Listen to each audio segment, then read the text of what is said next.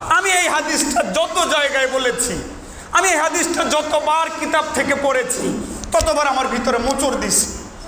ওই লাইনটার মধ্যে যদি আমি থাকি, ওই লাইনটার মধ্যে যদি কপাল পোড়া আমার থাকতে হয় যে এই লাইনটায় নবীজির সামনে যাওয়ার পরে বলা হবে এদেরকে দূরে সরাও, এদেরকে দূরে সরাও। প্রসিদ্ধ একটা হাদিস আপনারা শুনেছেন, হাসরের মাঠ যখন চলতে থাকবে, বিচার কিতাব চলতে থাকবে, সেখানে হাসরের মাঠের এক পাশে হাউজে কাউসারকে আনা হবে। আল্লাহ জাল্লা শাহনুর হুকুমে হাউজে কাউসারকে উপস্থিত করা হবে।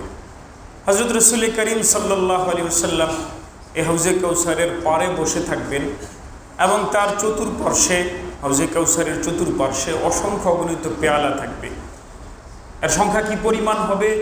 রাসূল করিম সাল্লাল্লাহু আলাইহি ওয়াসাল্লাম হাদিসে পাকে বলেন, কান নুজুমি ফিস সামা, আকাশে যত শত হাজার কোটি অসংখ্য অগণিত তারকারাজি থাকে, এই হাউজের চতুর্পার্শ্বে এত এত পেয়ালা থাকবে। হযরত রাসূল করিম সাল্লাল্লাহু আলাইহি ওয়াসাল্লাম খুব মায়া করে, খুব মহব্বত করে, ওহো এটা স্মরণ হলে আমার কেমন যেন লাগে, আমার ভিতর গলে যেতে চায়। আপনারা কল্পনা করতে পারেন, যার জন্য জীবন দিয়ে দিতে চান আপনারা, সেদিন তাকে আপনারা নিজের চোখে দেখবেন। আল্লাহু আকবার। আপনারা দেখবেন সেই নুরানি চেহারা, যেই চেহারার চাইতে সুন্দর কোনো মাখলুক হইতে পারে না। ওই দৃশ্যের মতো সুন্দর কোনো দৃশ্য হইতে পারে না। রাসূল করিম সাল্লাল্লাহু আলাইহি ওয়াসাল্লাম নিজের হাত মুবারক দিয়া দিয়া পান করাইবেন। সুবহানাল্লাহ। আরে কোন হাত?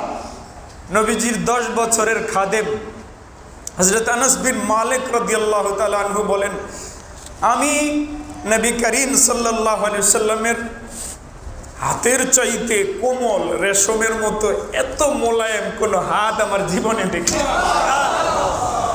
আমার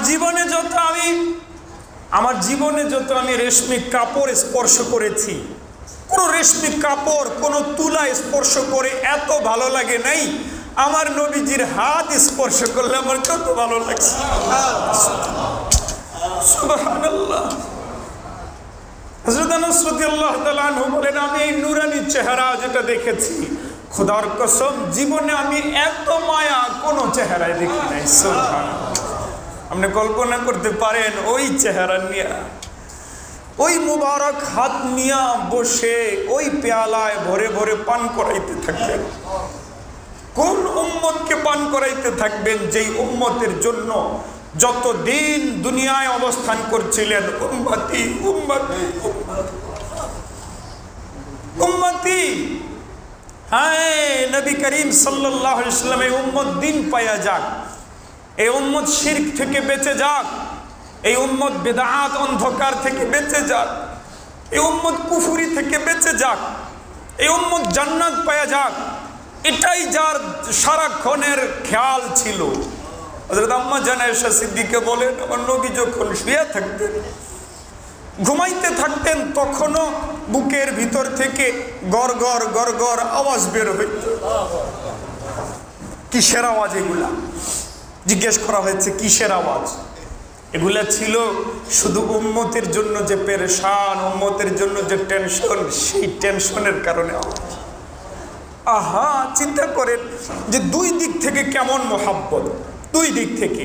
এই যে এখানে আমরা যারা আছি, আমি বিশ্বাস করি তাম পৃথিবীতে আমার যত যুবক আছে, এই যুবক হয়তো অবুঝের কারণে দাড়ি রাখে না, আমার যুবক হয়তো পাঞ্জাবি পরে না, আমার যুবক হয়তো মাথায় টুপি নাই, কিন্তু আমি বিশ্বাস করি তার দিলেও নবীজির মোহাব্বত এই পরিমাণ আছে।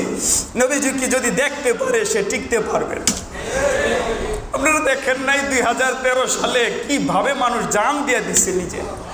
হ্যাঁ, আশিকে রাসূলদেরকে, নবীজির মোহাব্বতকারীদেরকে এরা এই পরিমাণ ভয় পেয়েছে, রাত্রের আধারে খুন করতে বাধ্য হয়েছে, খুন করে দিচ্ছে।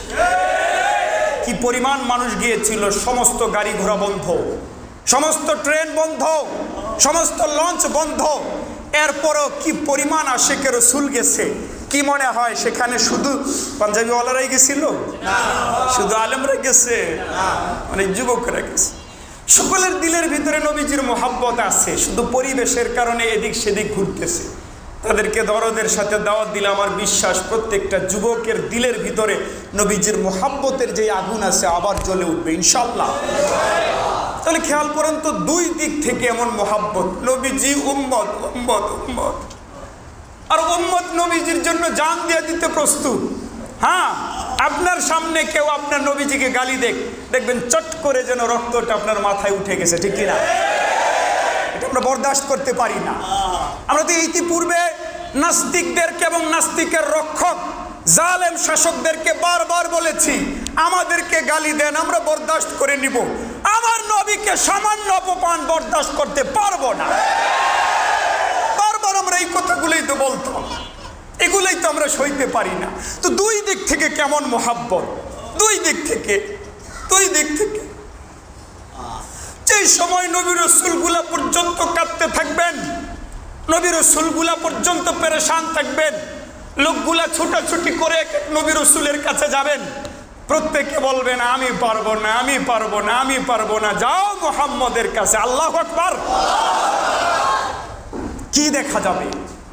রাসূল করিম সাল্লাল্লাহু আলাইহি ওয়াসাল্লাম সিজদায় পড়ে রয়েছেন। হাসরের মাঠে কোনো আওয়াজ নাই, মালিকের সামনে কোনো আওয়াজ চলে না। রব্বুল জুল জালাল ওয়াল ইকরাম তার পুরো পরাক্রম নিয়ে নিজের কুদরত প্রকাশ করবেন। সবাই ভয়ে কম্পমান, সবাই কম্পমান, পিন পতন নীরবতা। ওই সময় দেখা যাবে কেউ গুঙ্গাইতেছে, সিজদায় পড়ে গুঙ্গাইতেছে। যে লোকটা গুঙ্গাইতে থাকবে সেই লোকটা আপনার প্রিয় মুহাম্মদুর রাসূলুল্লাহ সাল্লাল্লাহু আলাইহি ওয়াসাল্লাম। গুঙ্গায় কি বলবেন জানেন? রব্বি হাবলি উম্মতি। এর অর্থ বুঝেন? এই রব, আমার উম্মতরে ভিক্ষা দিয়ে দেন, রব আমার উম্মতরে জাহান্নামে দিয়েন না, আমার উম্মতগুলোর আমার ভিক্ষা দিয়ে দেন, ভিক্ষা দিয়ে এদেরকে জান্নাত দিয়ে দেন। তো কেমন ভালোবাসা দুই দিক থেকে, এই ভালোবাসা সহ পান করাইতে থাকবেন। রাসূল করিম সাল্লাল্লাহু আলাইহি ওয়াসাল্লাম বলেন, ইতিমধ্যে দেখা যাবে এক লাইন লোক আসবে যাদের সংখ্যা জানা নাই। এই লোকগুলা আসার পরে হযরত জিবরিল আমাকে বলবেন, ইয়া রাসূলুল্লাহ, এদেরকে পান করানো যাবে না। বলেন তো, এই কথা যদি বলে নবীজিকে, নবীজি তার উম্মতকে যেই পরিমাণ ভালোবাসেন তার কোনো চাইন থাকবে? বেচাইন হয়ে যাবেন, অস্থির হয়ে গিয়ে বলবেন, এদেরকে পান করাইতে না করতেছেন কেন? এরা না আমার উম্মত, এদের জন্য না আমার পরাণ পুড়ে যায়, তাদেরকে পান করাইতে না করতেছেন কি কারণ? হযরত জিবরিল আলা নবিয়্যিনা আলাইহিস সালাতু ওয়াত তাসলিম, নবীজি বলেন, তখন জিবরিল আমাকে বলবে, ইন্নাকা লা তাদরি মা আহদাসু বাদাকা ইয়া রাসূলুল্লাহ। ইয়া রাসূলুল্লাহ, আপনি জানেন না আপনার পরে এই লোকগুলা কি ইহদাস করেছিল। ইহদাসের ব্যাখ্যা করব। ইহদাস একটা মারাত্মক জঘন্য অন্যায়ের নাম। হযরত জিবরিল নবীজিকে বলবেন, ইয়া রাসূলুল্লাহ, আপনি জানেন না আপনার পরে এই লোকগুলা কি ইহদাস করেছিল, এই জন্য এদেরকে পান করানোর হুকুম নেই। নবীজি বলেন, তখন আমি মনের কষ্টে বলবো, ফাসুহকান সুহকা, তাহলে সরায় ফেলো এদেরকে আমার সামনে থেকে, সরায় ফেলো। একটা বাবা তার সন্তানকে জান প্রাণ দিয়ে ভালোবাসে, ঠিক কিনা? একটা মা তার সন্তানকে জান প্রাণ দিয়ে ভালোবাসে। এবার সন্তানের যদি এত জঘন্য অন্যায় হয়, যে অন্যায় মা বরদাস্ত করতে পারতেছে না, বলতেছে এরে সরাও আমার কাছে, বলেন মুখ দিয়েতে বলবো এরে সরাও আমার কাছে, কিন্তু দিলটা কি ঠিক থাকবে না পুড়ে যাবে? একটা মার দিল যদি পুড়ে থাকে, উম্মত শুনে রাখেন, আপনার নবী আপনাকে এত ভালোবাসেন যতটুকু আপনি আপনার নিজেকে ভালোবাসেন না। আপনি আপনার নিজেকে যতটুকু ভালো না বাসেন, আপনার নবী আপনাকে এর চাইতে আরো বেশি ভালোবাসেন। দলিল কি? কোরআন মাজিদে রব্বুল আলামিন বলেন, আন-নাবিয়্যু আউলা বিল মুমিনিনা মিন আনফুসিহিম। নবী ঈমানদারদেরকে তাদের নিজেদের চাইতেও বেশি ভালোবাসেন। নবী ঈমানদারদের জন্য তাদের নিজেদের চাইতে আরো বেশি ঘনিষ্ঠ। নবীজির দিল পুড়ে যাবে। নবীজি বলবেন, তাহলে সরাও এদেরকে আমার কাছ থেকে। এদের অন্যায়টা কি যেন বললাম? ইহদাস করেছে। এরা কি করেছে বলেন আমার সাথে? ইহদাস বলেন বারবার আমার সাথে, কি করেছে? ইহদাস। কি করেছে? ইহদাস কাকে বলা হয়? এহদাস কি? এহদাস কি এমন অন্যায় যেই অন্যায়ের কারণে প্রাণপ্রিয় রাসূল পর্যন্ত দূরে সরাই দিবেন? যেই এহদাসের কারণে আমরা ওই লাইন পর্যন্ত যাওয়ার পরও কপাল পুড়ে থাকলে ফিরে আসতে বাধ্য হব? এর চাইতে অপমান আর হইতে পারে মুসলমান? আমি এই হাদিসটা যত জায়গায় বলেছি, আমি এই হাদিসটা যতবার কিতাব থেকে পড়েছি, ততবার আমার ভিতরে মোচড় দিছি। ওই লাইনটার মধ্যে যদি আমি থাকি, ওই লাইনটার মধ্যে যদি কপাল পোড়া আমার থাকতে হয়, যে এই লাইনটায় নবীজির সামনে যাওয়ার পরে বলা হবে এদেরকে দূরে সরাও, এদেরকে দূরে সরাও, তাদের অন্যায় কি বলে? কি করেছে এরা? কি করেছে এরা? এহদাস করেছে। এহদাস কি? এহদাস মানে হইল ধর্মের ভিতরে, দ্বীনের ভিতরে নতুন করে কিছু সৃষ্টি করা। নাউজুবিল্লাহ বলবেন না? এহদাস মানে নতুন করে কিছু সৃষ্টি করা।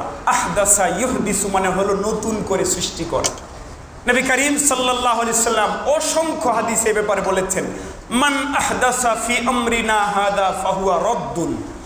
কেউ আমাদের এই দ্বীনের বিষয়ে যদি নিজের থেকে কিছু বানায়া বানায়া যুক্ত করলো নতুন করে, তাহলে সেটা প্রত্যাখ্যাত হবে, সেটা দিয়ে মালিককে পাওয়া যাবে না। ফাহুয়া রাদ্দুন মান আহদাসা, এই যে এহদাস থেকে আহদাসা ইহদিসু, কেউ দ্বীনের ব্যাপারে কিছু এহদাস করলে, নতুন করে মন গড়া ভাবে কিছু সৃষ্টি করলে, তাহলে তার কোনো অবস্থা হবে না।